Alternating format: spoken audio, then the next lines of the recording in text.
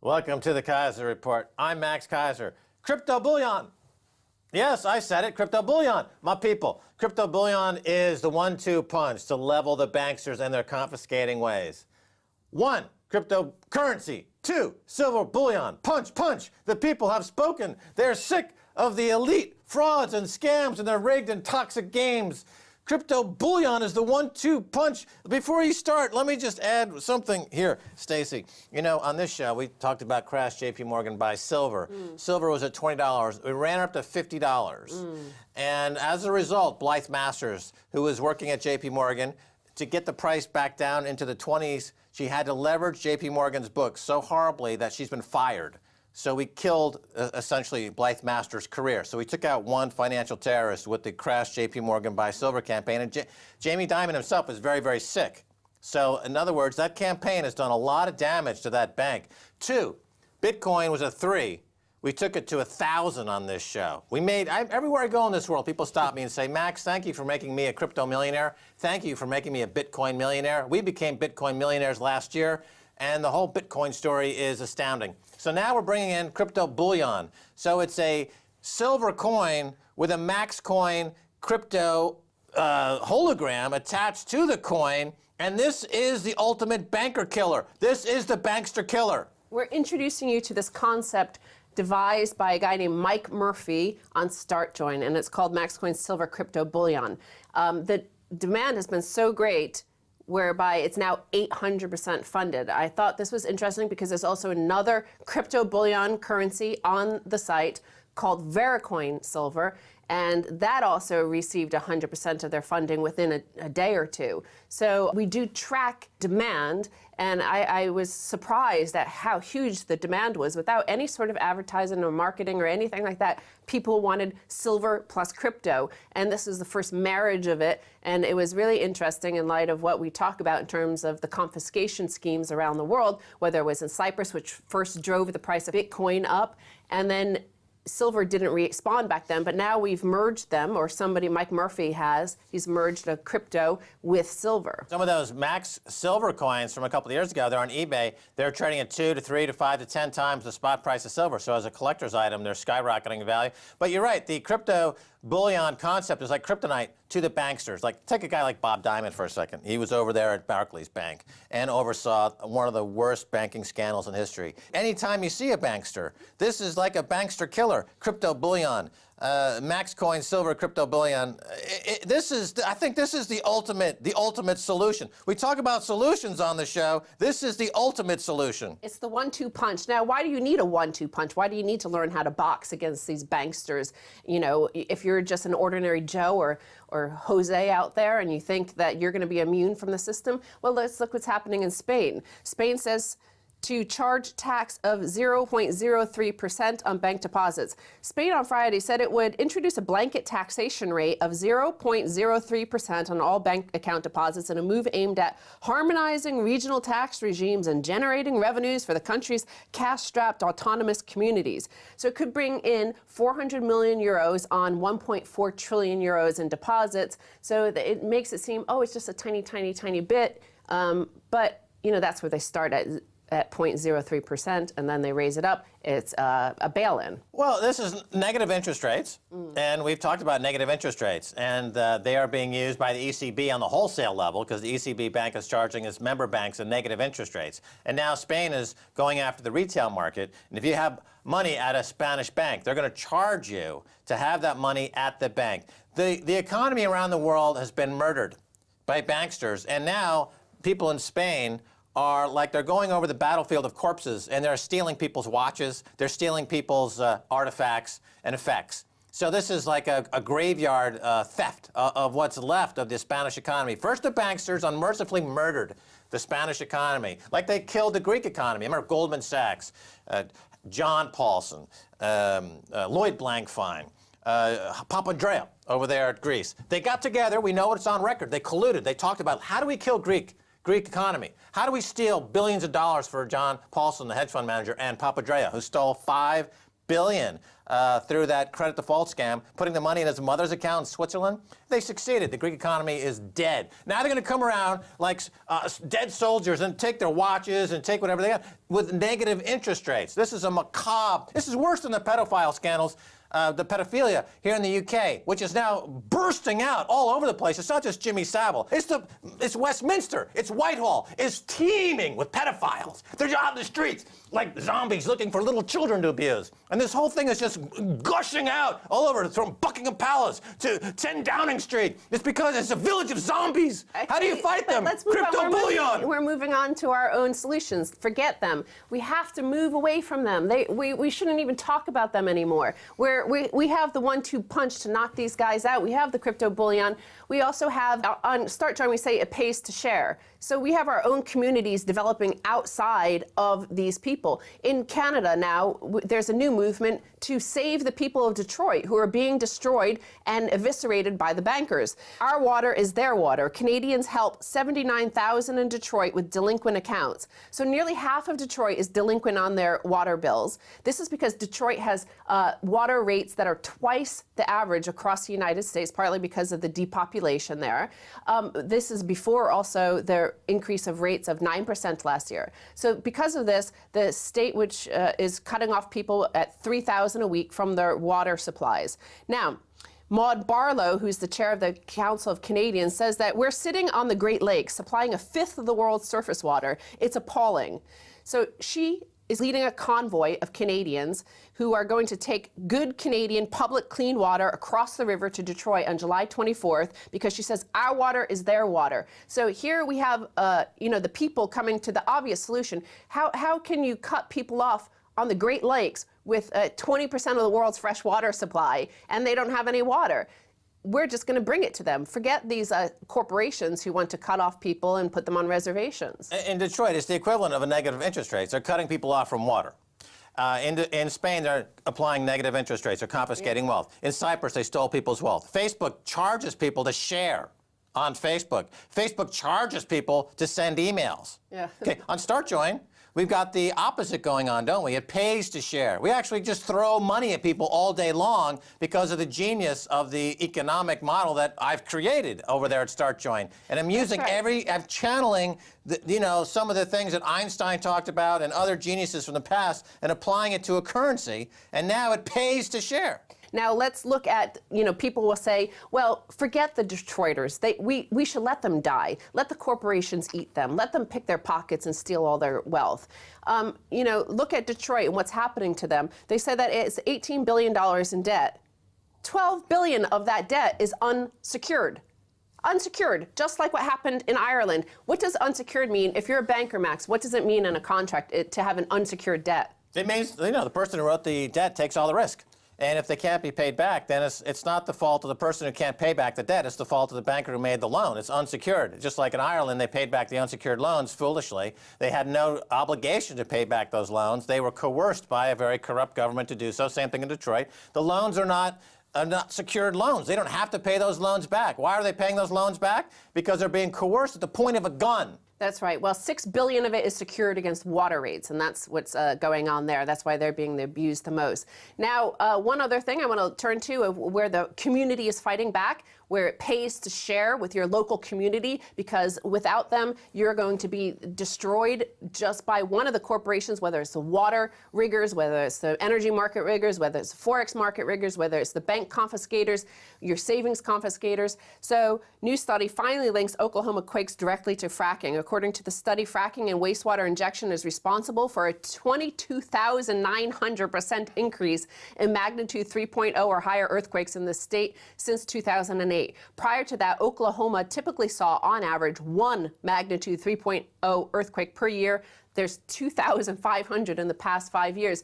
Now, one of them was as big as 5.6 on that magnitude. It destroyed 14 homes. What they're seeing as well is that insurance companies are saying these are man-made earthquakes, so they won't pay for the damages. Okay, let's stick on this it pays to share theme. There are companies here in the UK that are hooking together solar grids, and people can essentially help to crowdfund these solar grid projects and get paid a dividend based on the solar energy. They get paid to share. Yeah, I saw this, yeah. There's so much, as Buckminster Fuller said, the Earth generates, the sun sends 1,000 times more energy to planet Earth than is needed on a daily basis. You know, capturing that with solar panels and then giving everyone an income based on that energy is well within the technology, and now they're crowdfunding that because it pays to share. It pays to share. This crowdfunding is part of the 1-2 punch, and this is, you could Google it. There is a site dedicated just to solar panels because the government here wants to bring in this fracking that causes earthquakes, that poisons your water, because as they say that's the only way. They say it's going to bring jobs. The government's own energy department says it'll only create at most 24,000 So here's the choice. jobs. Either A, you do the fracking, which is energy negative. It takes more energy to frack than you get out. And it's like negative interest rates. It's disruptive and it causes earthquakes. That's choice A.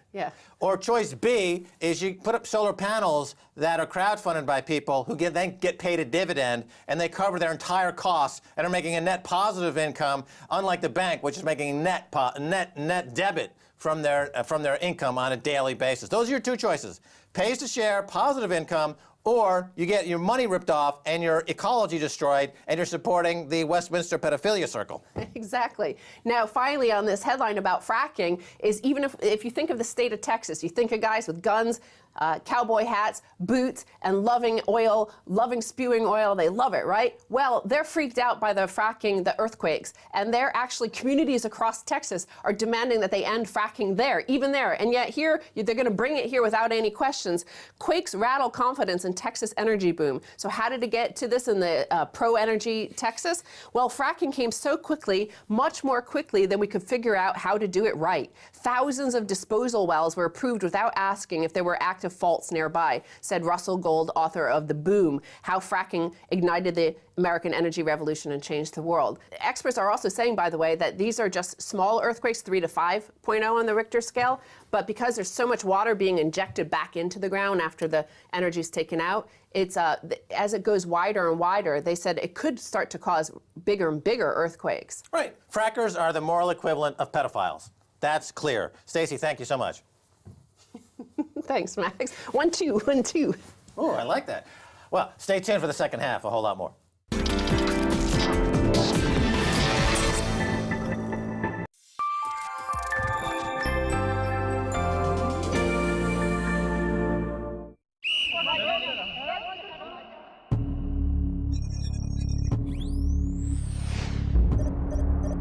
This is what we do. We kill people and break things.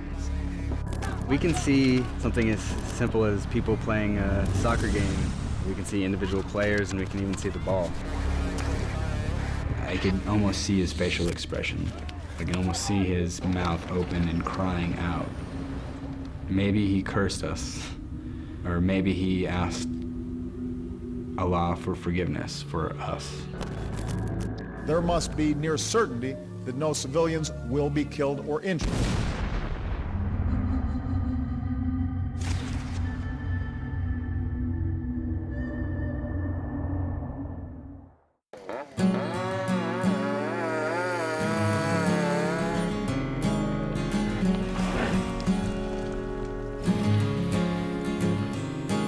This is about making the business survive.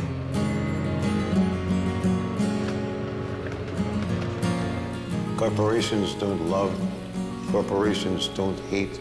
Corporations have no feelings. Corporations don't care about you or me. Corporations only care about profit. People come to untouched forests and leave massive glades for the sake of art. We're not going to quit. We will not stop until it is done. What is more precious, music or wood?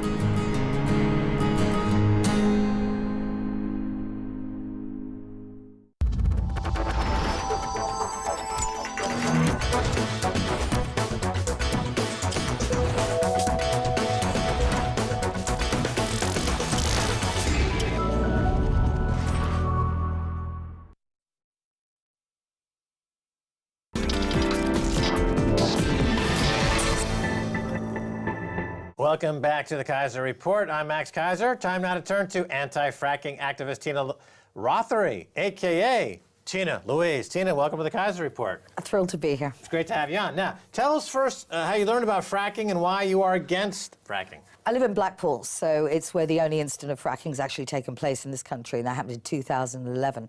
It caused 2 minor earth tremors, but yet Cuadrilla decided that they would keep on drilling and pushing that fracking fluid into the fault for a full 6 weeks afterwards until it was suspended because they thought it might have something to do with the earthquakes. They still never actually publicly said we did that. But it's accepted that that was the cause of the earthquakes. In the meantime, we were all getting literature through our doors that was saying things like, oh, this is brilliant, it's natural gas, it's going to bring down energy prices, it'll be good for us, it's going to bring jobs. And it just sounded very empty. There were empty promises of providing there are gold standard regulations, provided this happens, and based on things that weren't necessarily foreseeable, they told us it was safe. So we looked into it, well, I looked into it, and I couldn't find anything I believed in the brochure. And so I went and found a group that got together, and there was a small pocket of resistance in Blackpool, 6 people in a small park, and that was called Residents' Action on Failed Fracking. And that was one of the first 2 groups in the area. We're now 20 groups strong in our region and 180 groups strong in the country, and we grow by at least 1 to 2 groups every week. So the earthquake risk, and we'll get to that in a second, is part of the fracking story. Of course, the economics of fracking are horrible. Yep. It takes more energy to frack than you get out of the ground. It takes more money to frack than you generate in economic activity on the other side. It's purely a white elephant. It's a boondoggle, just a gift to, I guess, Cuadrilla and these other companies. We don't get it, though. We don't understand that, because we look at it and we say, right, well, clearly, financially, this is not a great proposition. You know, it's not something that, I mean, Lord Brown, head of Cuadrilla, has already said, no, it won't bring down energy prices. And in the States, there are some companies that are starting up now where it'll cost them $120 or $150 to produce $1 worth. Yeah, exactly. So what is the point? Why? It creates enormous fees for Cuadrilla and these other firms and the bankers, and they create bond offerings that they sell, and they get a lot of money up front. But the short-term, medium, and long-term economics don't work at all. They will add debt to the UK's economy, which is one of the most indebted economies in the world. It'll add substantial debt to the UK economy, and that's masked to the effect that they can keep interest rates at these low levels until such time as they can't, and then suddenly they'll realize that this has been an enormous boondoggle. But you mentioned the earthquake problem of the fracking, which I guess is the most immediate, visceral risk to fracking. When we look at a state like Texas and Oklahoma in the U.S., these are big pro-oil states in the UK, but they're terrified. 22,000% increase in earthquakes with the fracking, and now they want to get rid of it because this is obviously on a geological basis, suicide. I think there's only so far you can go with saying, well, financially this is great, so these people will do it. And there's this, and I spoke to John Ashton, who's an ex-climate change diplomat, and he said it's implied inevitability that they rely on, which is, I keep hearing people say, well, it's just going to happen anyway, there's nothing you could do to stop it, which strikes me as a rather spineless thing to do in a democracy, where in theory we should have the ability to say, hey, come on, let's see reason and sense. This is like predicting manslaughter in the future, because it's what they'll leave behind. And also we know Cuadrilla Resources, for instance, aside from being run by Lord Brown, who is ex-BP and ex-Department of Energy and Climate Change, and was key in making appointments to the DEC. You know, the DEC said earlier this year... The DEC is? Department of Energy and Climate Change. And the DEC earlier this year said that there would be 16,000 to 32,000 jobs in this industry. And yet when the Prime Minister spoke, he said 74,000 jobs. And he got that figure from the Centrica group. So why is our Prime Minister now being the mouthpiece, the Centrica? It's not about jobs, because if it was about jobs, they would just reopen the coal fields. And that would be a way to increase jobs. It's equally ecologically horrific, and it's also economically unsustainable. But if they wanted jobs, they don't have to give them to Cuadrilla. They could actually give them to people in the north, and they wouldn't have the earthquake risk. Yeah. But of course, it's not about jobs. So clearly, the Prime Minister is lying through his teeth, as he often does. But let's talk about another alternative to this energy situation here. We've talked about that fracking makes no sense economically. Meanwhile, in the UK, there's the Trillion Fund. They've crowdfunded £5 million worth of wind projects and solar projects where people are putting up small amounts of cash, and they get an income, 6% on their money, on a wind project or a solar project. So here you have a fracking like negative interest rates, it takes money out of the economy and destroys the ecology. Or you could put money into a wind or solar project where people get 5 or 6% on their money. So why is Westminster? Are they just? Why are they? But I think one of the problems with that is it's like we constantly see wind farm applications being turned down because they're an eyesore. I was in a cab earlier and the guy's like, "Yeah, but they're such an eyesore." I'm like, "An eyesore? Because there's a wind farm in your line of vision. That's very distressing. But not as. But why is it less distressing that there's a shale gas rig burning methane on venting methane and they've got like those pipes? We're going to look like Texas in Lancashire for a start. I mean, they want 800 wells where we are. I know, but I don't understand the mentality of the British person. They want, like Spain, they're bringing in negative interest rates. Like Cyprus, they just take money out of your account. And they'll do that in the UK. HSBC, Barclays, and Royal Bank of Scotland already have this on the drawing board. They're going to charge you to keep money in the bank. It sounds Or like we you live can in have that, Disneyland. or you can have a solar project or a wind project where you get a check for 5 to 6% a year. So the average British person is saying, no, I don't want the income, mate. I want the government to steal my money. I mean, I know this is a nation of pedophiles, but this has gone too far. Does it extend to everyone's day-to-day existence? They don't feel comfortable unless they're getting raped by this government? Is that the bottom line? It certainly feels that way, yes. I think that one of the biggest problems we have is a media problem, because it's all well and good saying about the Trillion Fund. I bumped into that by going on Twitter, and then I met the chap, and I thought it was a brilliant idea and a brilliant project. And the same with Solar Century. They're doing some great work. However, we don't, as the average British public, don't get to hear about that. We get the BBC and ITV and everyone else just cramming down our throats that shale gas is going to be good for us. It's a bridging thing. It's a stepping stone to a renewable future.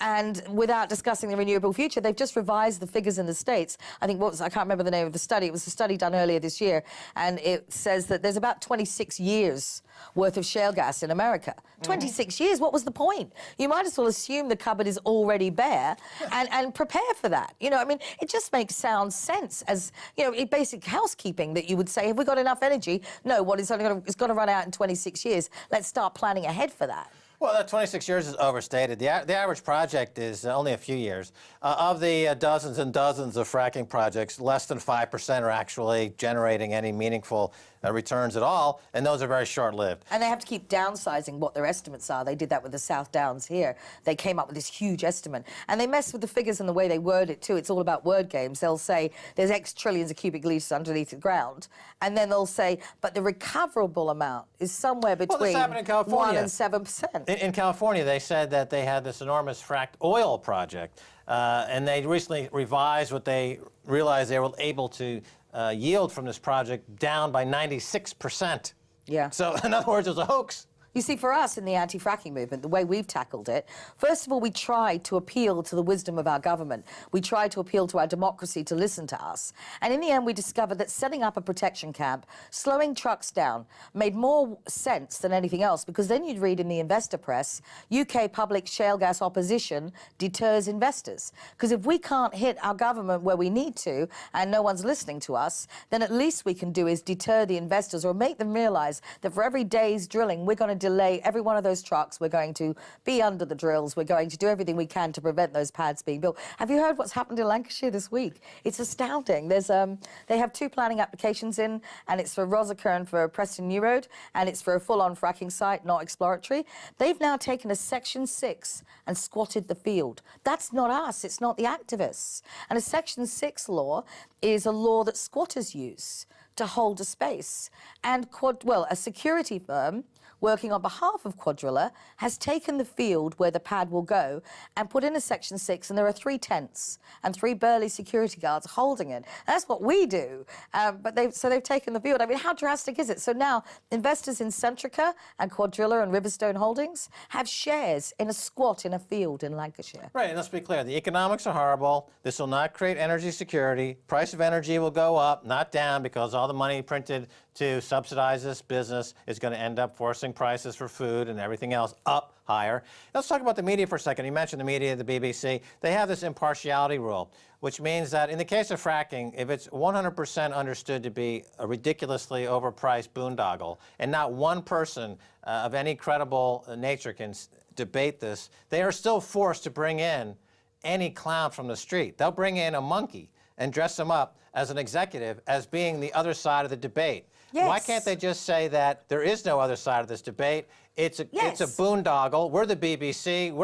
It's the British Broadcasting Corporation, not the Cuadrilla Broadcasting Corporation. It might as well be. Why though. can't they be honest about it? Why do they have to lie? But we see that too. We said this should never have been. Everyone talks about the great fracking debate. It was never a debate. To us, it was a bad idea that landed on the table and should have been pushed off straight away. We don't want to debate it. We want it removed from the list of choices. Because there is no debate, because it doesn't make any ecological sense or economic sense. It only makes sense if you're an executive of Cuadrilla and you're getting this huge fee to put forward this boondoggle. But you know what? I think a couple of things that are on our side, and we feel like we're actually making huge progress. Because what we did was little tiny public meetings all over the country. And we didn't even make them scary. We just said, this is the process of shale gas extraction. Can you see any problems with that? You turn around and the whole room's jaws were down. You know, this is such an obviously dangerous thing. And it's an obviously dangerous thing, not just in the immediate future, but in what they leave behind. And we know that with Cuadrilla Resources, for instance, there are also Boland Resources and Balkan Resources. They have all these other little companies with hardly any money. And those companies are the ones that are going to operate that drill site. And then they've got to go away. And then what happens in 1 year, 2 years, 3 years? Is someone coming back to check the integrity of what they left behind? Who's going to pop back in 10 years? Bankruptcy. Yeah, the exactly. pattern in the U.S. exactly. is once they've raped the country and destroyed it, they declare bankruptcy and walk away. So these firms, after they destroy the UK countryside, I mean, where's Monty Don going to go to do his gardening shows? You know, Monty Don is the nation's top gardener. He is indeed. He's going to be in a dirt yard being fracked to death, you know, talking about getting fracked up the schwing, and that's not going to be much of a show for Monty Don, isn't it? You think, I thought Britain was a nation of gardeners with all the roses and the strawberries. I mean, all that stuff's going to be fracked to death. We stopped being gardeners and we stopped being shopkeepers and we became City of London. That's what we became. Financialized, you know, pimps and for Barclays and HSBC. It's disgusting. And they dumped 2 million gallons of radioactive toxic waste from the fracking site into the Manchester Ship Canal before they changed the law and said, actually, no, we shouldn't do that. All right, so how do people get in touch with you if they want to help stop this boondoggle? Come to our website for the Lancashire one, which is stopfiledfracking.org.uk. We highly recommend another site, which is frackoff.org. That's frack-off.org for all the best resources, research documents. That's easy to remember, frackoff.org. That is quite easy. And then also the Talk Fracking tour that Vivienne Westwood just organised, that we went on a 5-city tour. That was fantastic. She does amazing work. And she said one of the lines that I think was the most important was when she said, you know, they talk about energy security. How secure do you feel? Do you think this company is here to make sure that energy gets sold to you as a British person? Because it's not. It'll go on to a European market. It's not ours. We didn't grow it. We didn't harvest it. And it's not going to be given to us as a gift. All right, Tina, we got to go. Thanks for coming in. Thanks so much. And that's going to do it for this edition of the Keiser Report with me, Max Keiser and Stacy Herbert. I'd like to thank our guest, Tina Louise. If you'd like to get in touch, tweet us at Keiser Report. Until next time, bye, y'all.